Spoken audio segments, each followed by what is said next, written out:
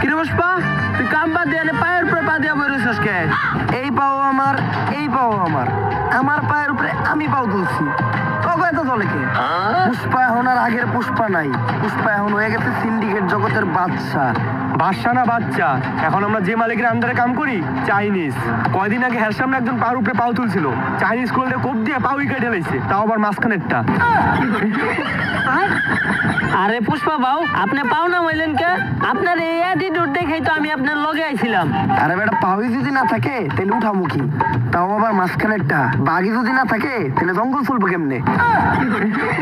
পুষ্পা, তোর লগে একটা অফার আছে। সিন্ডিকেট জগতেই তোর মতো আরেক ভোদাই গালকাটা শামসু, তোরে একটা ডিল দিব। এই সিন্ডিকেট জগতে আর এমন কোন ভুদাই ধর্ম নাই যে এই পুষ্পা ঘেউ রেডিল দিব।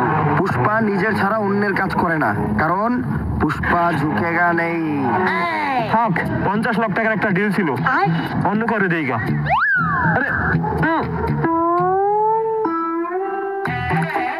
50 লাখ টাকার লেগে তো ঝুঁকাই যায়। 50 লাখ টাকার লেগে পুষ্পা ফির ঝুঁকেগা নেই, ডাইরেক্ট শুইয়া পড়েগা। আপনি খালি কোন কাম ডাকি ইন্ডিগাল ভাবে বর্ডার ক্রস কইরা রাজদার পরাটা আর তরকারি গালকাটা শামসুর কাছে পৌঁছে দিতে হইব। কাম শেষে টাকা পেয়ে যাবি। Deal done. দে আমার কফি দে। কিরে, আমার কফি কই? ভাও, রোদের তাপে কফি হুগে গেছে গা। এই শীতের দিনে রইতে তবে আবার কফি উগায় নাকি? এই ভাত পারে একটু কার কাছ থেকে? ভাও আপনার থেকেই তো।